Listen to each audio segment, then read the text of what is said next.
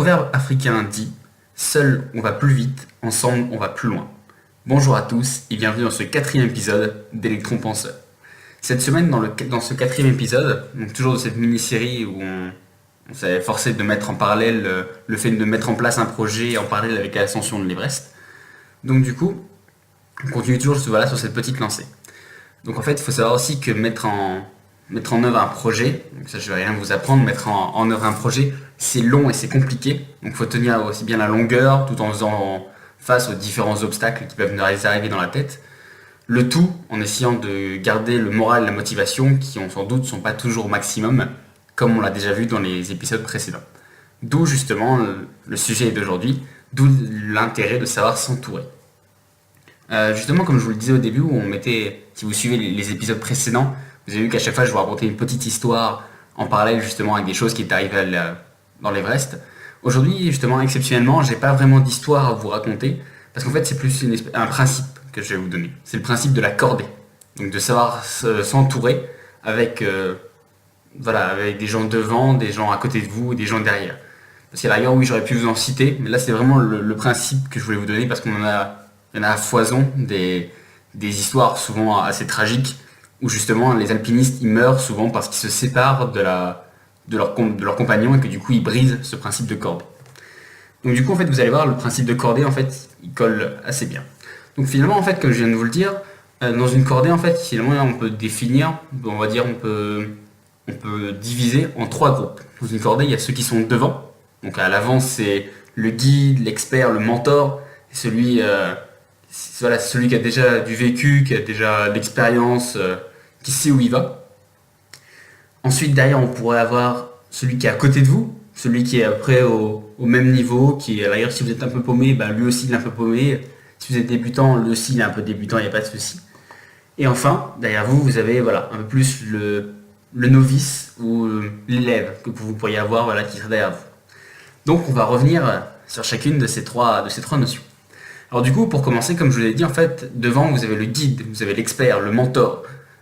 Du coup, en fait, je vous conseille d'essayer de trouver un ou plusieurs mentors dans les domaines qui vous intéressent, qui vous serviront de guide, de balise, un peu pour vous aider à progresser. Attention, j'ai dit guide, j'ai pas dit copie. Le but, en fait, c'est pas d'essayer d'être un clone de cette personne-là. Le but, c'est que son parcours et ses choix, en fait, ils vous inspirent.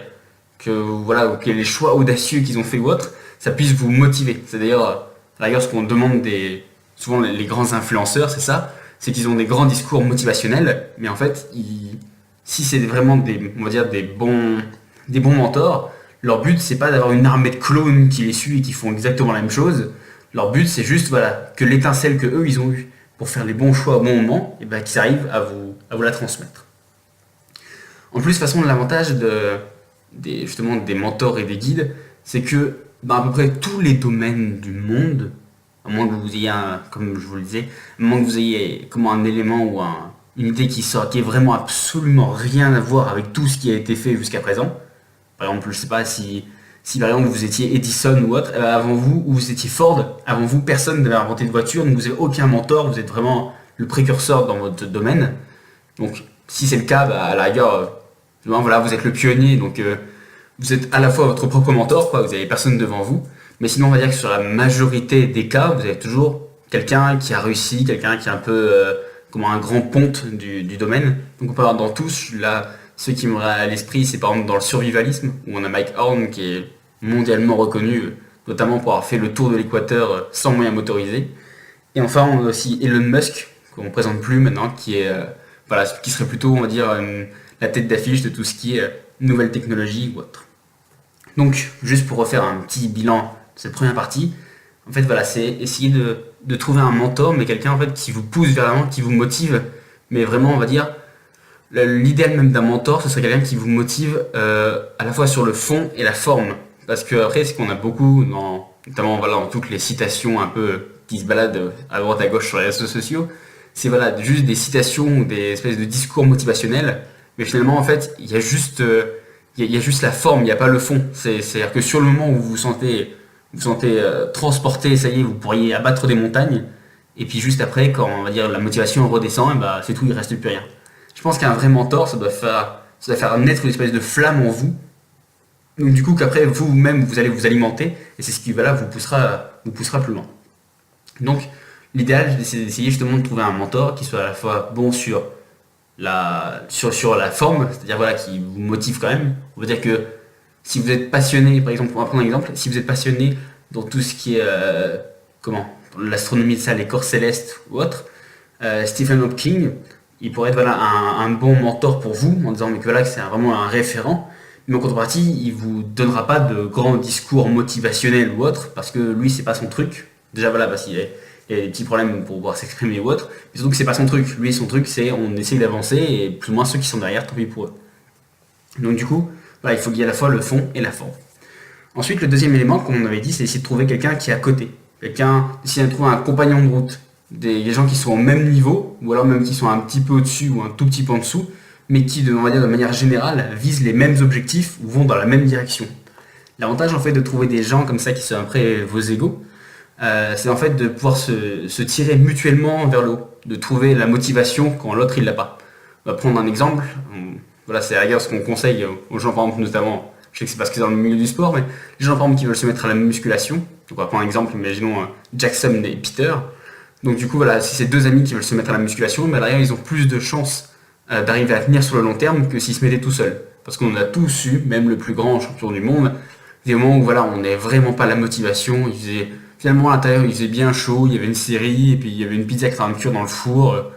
Qu'est-ce qu'on va aller braver la neige, le froid et tout ça pour aller soulever des barres froides.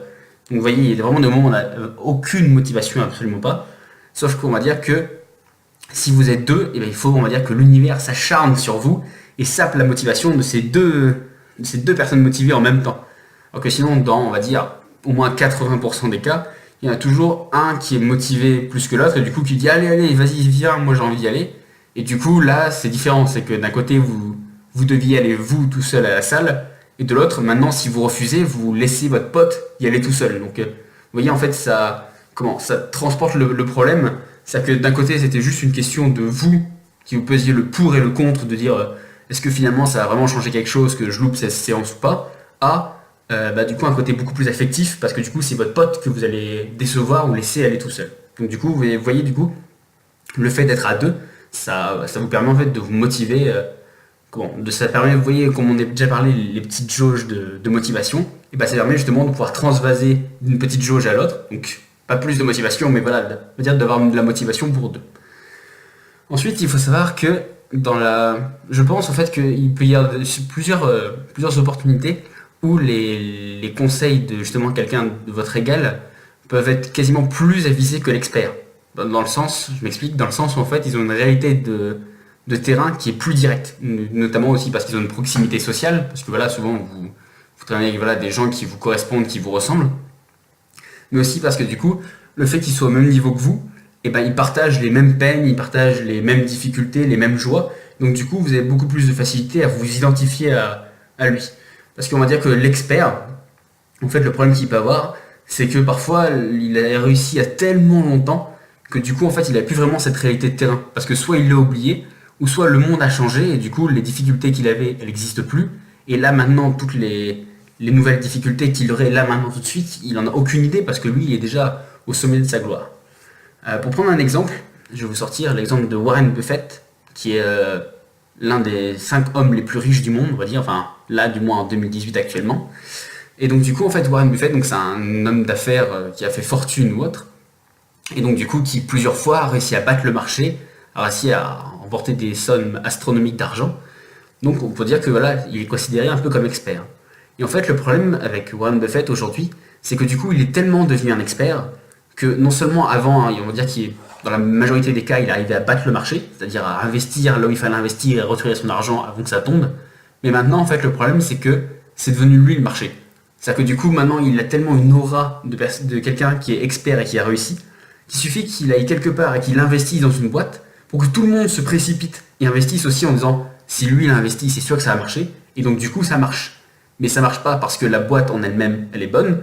Enfin, elle est sûrement bonne s'il a investi dedans, mais ça marche surtout parce que c'est ce qu'on appelle l'effet Warren Buffett, c'est-à-dire que les gens investissent parce que lui a investi. Donc vous vous doutez bien que lui, à la rigueur, même s'il peut écrire des livres et tout ça en donnant les principes, on veut dire qu'il ne pourrait pas donner un cadre pratique là tout de suite à quelqu'un qui veut débuter dans la bourse. Parce que justement, il serait complètement déconnecté. L'autre, la personne lambda qui voudrait investir dans la bourse, il faudrait qu'il apprenne le marché, qu'il comprenne, alors que, on va dire que, d'un point de vue simplifié, Buffett, il a juste à vouloir placer son argent dans quelque chose, quelque part, pour que les gens se jettent dessus et du coup fassent monter l'action. Donc du coup, vous voyez un peu le fait que finalement, les gens qui soient au même niveau que vous, et ben justement, il en faut, dans le sens où du coup, non seulement vous vous sentez plus proche d'eux parce qu'il y a une proximité sociale, vous avez les mêmes erreurs, les mêmes échecs, voilà, vous pouvez discuter ensemble de deux choses concrètes, et en plus parce que, voilà, à la rigueur, vous avez aussi l'avantage, on va dire l'avantage qui est du coup un inconvénient pour l'expert, justement d'avoir vraiment une réalité de terrain avec cette personne-là. Enfin, je dirais que le dernier, on va dire le dernier avantage aussi que vous pouvez avoir si vous trouvez un compagnon justement qui est au même niveau que vous, en fait, c'est d'avoir un travail de recherche et de découverte en parallèle, où chacun nourrit l'autre en fait. Donc là, donc, voilà, c'était un peu comment expliquer tout à l'heure avec cet effet justement à la salle de musculation et voilà la motivation qui se transvase d'un côté à l'autre. Mais ça peut être voilà dans plein d'autres domaines. Je pense par exemple, je sais pas si vous voulez lire des livres dans un domaine qui vous intéresse tous les deux ou si vous voulez apprendre la cuisine ou autre, il est peu probable, ou alors sinon c'est un peu, sauf si vraiment vous trouvez un truc génial. Mais sinon, qu'est-ce que vous allez faire au début? Vous allez partir chacun de votre côté, vous allez chacun prendre un bouquin. Souvent, voilà, un peu quand on est étudiant, on va dire qu'on économise un peu ses sous, donc si on peut se prêter mutuellement le livre, on évite d'acheter deux fois le même. Donc du coup, voilà, c'est-à-dire qu'au même moment, et ben, deux personnes vont lire deux livres différents, et donc du coup avoir des retours. C'est-à-dire que dans le même intervalle de temps, ben, c'est comme si vous aviez lu deux livres. Donc vous voyez, hein, ça vous donne aussi un gain de temps, et puis on va dire que du coup, c'est des choses que vous pourriez peut-être pas forcément demander d'un expert. Parce qu'en gros, ce serait lui ou vous, il y aurait un peu un côté imposteur, où il y en a un qui aurait l'impression de piller le travail de l'autre. Il y en a un qui travaille pour... Donc là, vous êtes au même niveau. Donc vous lisez chacun un livre, et vous avez chacun des choses à vous apprendre. Faut savoir, par exemple, pour vous redonner encore un exemple sportif, on va dire, que par exemple, c'est l'exemple en fait, de la course à pied. Donc, enfin, surtout de la course de relais. Donc je sais pas si vous voyez une course de relais, donc c'est des gens qui courent autour d'une piste en se transmettant des petits bâtons qu'on appelle des témoins. Donc il faut savoir en fait que le temps total, c'est-à-dire que le temps entre le premier coureur et le dernier qui franchit, et ben ce temps-là, il est inférieur au temps additionnel de chaque coureur. C'est-à-dire que si on prenait chaque coureur sur la distance que le coureur court, donc voilà, si par exemple on fait un 400 mètres relais, c'est-à-dire qu'il y a 4 relayeurs justement pour arriver jusqu'à la fin, et donc du coup, si on prenait ce temps-là, et ben tous ensemble, ils vont plus vite que si chacun courait son 100 mètres. Donc vous voyez, je trouve que ça image bien le fait justement que, voilà, ensemble on va plus loin, dans le sens où chacun du coup se pousse, alors que plus ou moins, c'est des coureurs, ils courent indépendamment, il n'y en a pas un qui pousse l'autre, c'est juste que voilà, ça les motive, ça les tire vers l'avant et ça les pousse par derrière. Enfin, du coup, le troisième élément, c'était justement derrière, à l'arrière de la cordée. Donc en fait, je sais pas si vous avez déjà eu, je pense, je dois vous avoir, en fait, l'un des sentiments les plus gratifiants qui soit, c'est d'arriver à faire progresser les autres. Et si vous ne me croyez pas, si vous pensez que voilà, je délire un peu, et ben vous avez qu'à regarder un coach dans une équipe de sport où voilà, quand son équipe elle gagne. Vous avez déjà vu un coach quand son équipe elle gagne, il est fou, il saute partout, il jette ses fiches en l'air. Alors qu'il était sur le banc, il n'a pas couru et tout ce qu'il a fait c'est crier. Et d'ailleurs, voilà, il peut peut-être même pas faire de sport. Enfin, voilà, peut-être qu'il a une capacité physique de pouvoir faire du sport, et pourtant il a fond dedans et il est aussi heureux que ces joueurs qui lui ont gagné. Bon, un autre exemple, vous avez qu'à demander à des parents ou regarder des parents la première fois que leur enfant il marche, il fait des pas tout seul. Pourtant eux ils savent marcher, ils savent déjà faire des pas tout seul, courir et tout ça. Et pourtant allez voir la joie qui est sur leur visage. Donc du coup c'est bien la preuve que en fait le fait de faire progresser quelqu'un, c'est vraiment un côté super gratifiant dans le sens où déjà on se sent utile surtout. L'avantage aussi d'avoir, on va dire, on va donner ça à une espèce d'élève quoi. Donc c'est d'élève mais pas dans, voilà, comme je l'ai déjà dit, je suis pas très comment un très grand fervent on va dire de l'éducation actuelle. Et donc du coup c'est pas élève dans le sens autorité descendante où celui du dessus gueule sur celui du bas et voilà, c'est vraiment avec une espèce de discussion à sens unique. Non là du coup voilà, c'est plus une espèce d'échange on va dire de mentor à élève. Donc du coup, l'avantage justement pour vous d'avoir un élève ou une personne voilà, que vous voudriez aider, c'est qu'aussi ça permet de se remettre en question. Parce que comme je vous l'ai dit tout à l'heure, en fait, plus vous allez avancer, plus vous allez vous avancer du statut d'expert, plus vous allez passer en tête de cordée, et du coup, moins vous allez vous souvenir de finalement ce que ça faisait que d'être tout derrière et d'avoir pour seule vue, non pas le haut de la montagne, mais juste le sac à dos du mec de devant. Donc du coup, voilà, ça va vous permettre en fait de garder toujours une espèce de pied dans la réalité, sinon vous allez vivre dans le passé, dans vos souvenirs de comment c'était avant, quand moi j'ai commencé, avec sûrement des fois des expériences qui collent plus du tout avec ce qu'il y a aujourd'hui. Donc l'avantage, donc toujours voilà, dans les choses que vous pourriez gagner, l'avantage aussi que vous pourrez avoir en fait c'est non seulement de vous remettre en question, mais aussi voilà, d'avoir en fait un point de vue différent, d'avoir un nouvel angle. Parce que vous, là, vous avez votre œil d'expert de trucs qui a marché, mais vous avez peut-être voilà, le petit jeune, au fond, le stagiaire, là, qui est caché derrière la pile de trucs qu'il doit ranger, et qui dit tiens, on pourrait faire ça, ce serait peut-être pas bête. Et à la rigueur, voilà, c'est cette petite idée, cette idée nouvelle, qui vous sort complètement du cadre, là où vous n'avez pas pensé, et qui finalement fait que justement, c'est ce qui vous permet justement d'avancer et de toujours peaufiner, on va dire, un peu votre regard d'expert. Pour imager aussi ça, parce que j'ai décidé de beaucoup imager aujourd'hui, donc du coup pour imager ça, on pourrait prendre par exemple l'exemple de Kodak, qui était pardon, donc une grande entreprise qui était, on va dire, le leader numéro un dans tout ce qui était la photographie. Donc du coup on peut dire que voilà, c'était l'expert tout en haut, personne ne pouvait y toucher, c'était lui la référence, tout le monde avait des trucs Kodak, c'était un style de marque quoi. Sauf que Kodak, quand le numérique est arrivé, et ben eux, ils sont restés sur leurs grands chevaux en disant que de toute façon, non, c'était l'argentique, c'était les pellicules, c'était comme ça faisait 10 ans que c'était comme ça, et ils ne voyaient pas pourquoi est-ce que le monde continuera à changer, puisqu'ils étaient numéro un, et à la rigueur, même si on va dire, leurs nouveaux employés qui, eux, avaient une réalité de terrain, eux, voyaient la menace du numérique arriver, et s'ils les convainquent et tout ça, non, eux, ils sont restés de marbre en disant que non, eux, ils avaient décidé comme ça, ils s'étaient bâtis comme ça, et c'était eux les experts, alors que eux, c'était des petits stagiaires, ils n'avaient pas à discuter leurs ordres. Et finalement, qu'est-ce qui s'est passé? En moins de 10 ans, Kodak il a fermé ses portes parce qu'il s'est fait bouffer par le numérique. Et aujourd'hui, je vous défie même, ne serait-ce que chez vous, d'arriver à retrouver un appareil photo avec des pellicules qui ne soient pas couverts de poussière, s'il en reste un. Donc du coup, vous voyez bien que finalement, c'était, on va dire, l'espèce de vague imminente que personne ne pouvait arrêter, qui était le numérique. Et qu'à la rigueur, s'ils s'étaient remis en question et qu'ils avaient écouté, sûrement, je suis quasiment persuadé, leurs jeunes stagiaires qui leur disaient mais arrêtez de développer des pellicules, commencez à développer le numérique, c'est ce qui arrive. Et là, justement, si c'était un peu remis en question avec justement leurs élèves, plutôt que d'être sur le haut de leur tour d'ivoire, et ben peut-être qu'ils seraient toujours là actuellement. Enfin, je vais vous donner juste un petit conseil justement, si vous voulez essayer de chercher un élève ou autre. Donc on va dire avant de le prendre, il faudrait que vous acceptiez deux choses. La première, en fait, c'est on va dire, se dire que tout le monde n'a peut-être pas la motivation là, maintenant, tout de suite, à l'instant T, de plus ou moins de suivre ou de réussir à progresser. On prend forcément, c'est-à-dire que je tourne toujours la même chose. Et voilà, par exemple, les résolutions qu'on a au niveau du premier du jour de l'an, où on se dit, ah tiens, voilà, je vais être beau pour la plage ou autre, tiens, je vais me mettre à la salle, vous inscrivez, vous suivez un ou deux coachs, tout ça.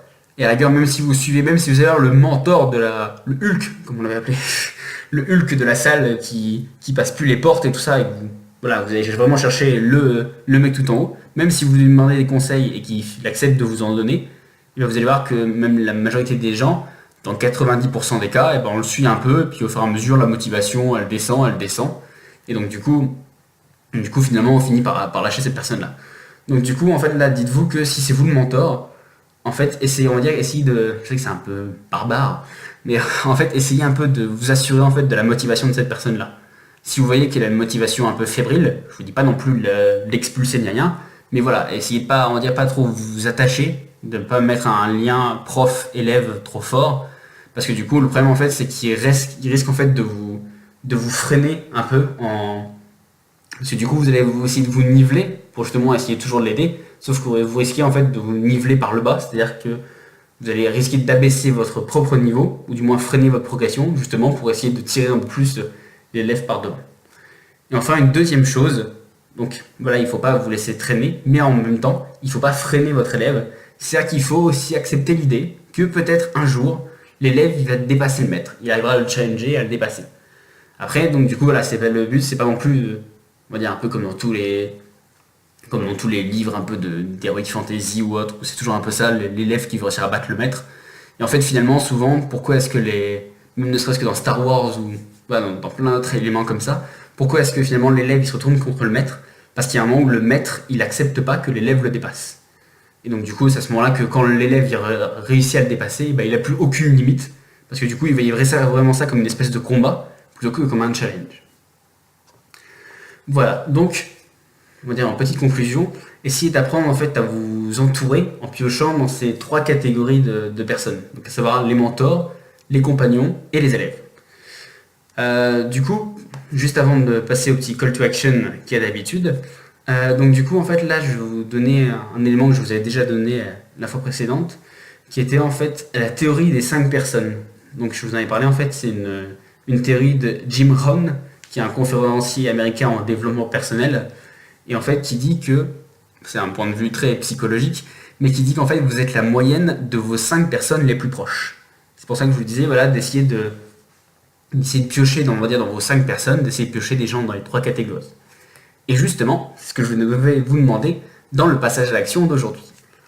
Donc du coup, en fait, le but d'aujourd'hui, c'est d'essayer de trouver vos sources d'inspiration. C'est de choisir au moins 5 personnes, justement comme on l'a dit par rapport à cette petite loi, que vous inquiétez pas, je développerai plus tard, parce que là, voilà, j'essaie de m'arranger pour que ça tienne dans une petite vingtaine de minutes, pour que ce soit un peu digeste. Donc du coup, voilà, essayez de choisir 5 personnes, dont au moins une dans chaque catégorie. C'est-à-dire pas que des mentors, pas que des élèves ou pas que des gens à côté de vous. Essayez d'en choper un peu partout.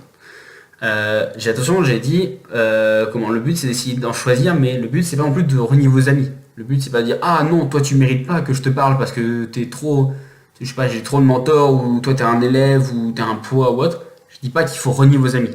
Là c'est plutôt en fait l'idée de d'essayer de constituer une espèce de team de projet.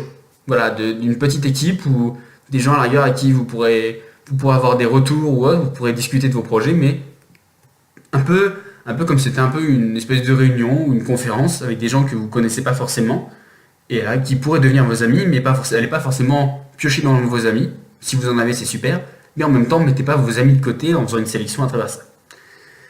Et donc du coup, si vous essayez de discuter avec des personnes étrangères, essayez de rentrer en contact si possible, parce que les gens ne sont pas toujours réceptifs, mais on va dire que le meilleur contact que vous pourriez avoir pour rentrer avec eux, c'est d'essayer en fait de leur expliquer ce que vous pourriez leur apporter.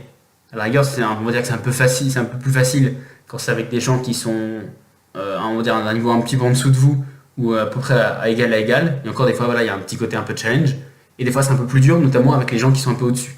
Donc du coup, je vais vous donner quelques petits conseils pour réussir à rentrer en contact avec ces différentes personnes.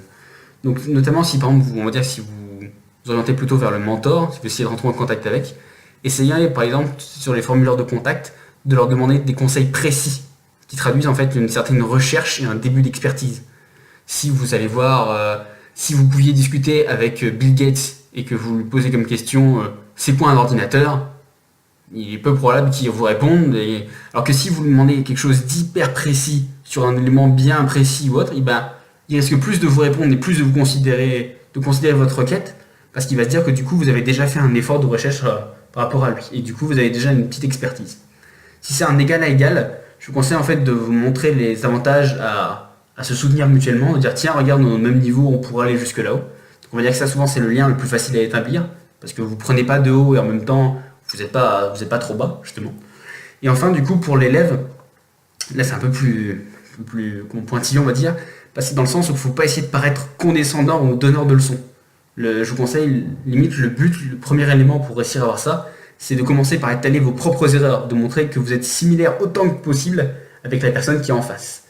Vous pouvez aussi un peu tester sa motivation, mais on va dire que si vous ne mettez pas forcément non plus à nu complètement, parce que ça vous décrédibilisera un peu, mais d'essayer surtout pas de paraître condescendant ou donneur de leçons, parce que personne n'aime qu'on lui donne des leçons ou qu'on se moque de lui. Donc du coup voilà, j'espère que ce 4e petit épisode vous a plu. Donc du coup, comme à chaque fois, je vais vous laisser sur une petite citation. Donc cette semaine, j'ai décidé de vous laisser sur une citation de Thorin, donc du film Un voyage inattendu de Peter Jackson, sorti en 2012. Et donc du coup, moi je vous dis, à la semaine prochaine. Salut! Je n'échangerai pas un seul de ces nains contre une armée des monts de fer. Quand j'ai fait appel à eux, ils sont accourus. De la loyauté, de l'honneur, un cœur vaillant. C'est tout ce que je demande.